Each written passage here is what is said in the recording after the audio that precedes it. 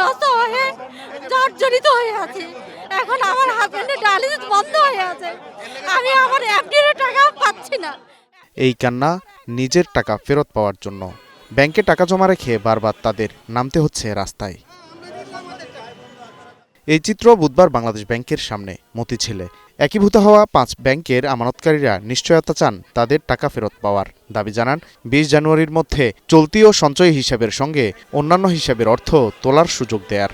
FDR করছে আমার বিপদ আপদে চিকিৎসার জন্য, কিন্তু সেই টাকা আমি এখন তুলতে পারছি না। দিচ্ছেন আমাকে এলিফ্যান্ট রোড ব্রাঞ্চে একদিন ব্যাংকে আমার অ্যাকাউন্ট, সেই মিরপুর থেকে আমি যাই বসে থাকি, কিন্তু আমাকে কোনো টাকাই দিচ্ছে না।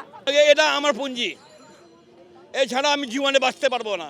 আমার পাওনাদার অনেক আছে, আমার বাসায় আসলে আমি মাথা ঝুঁকায় যাই। গত 1 মাস থেকে পর্যন্ত আমরা 1 টাকা পাই না।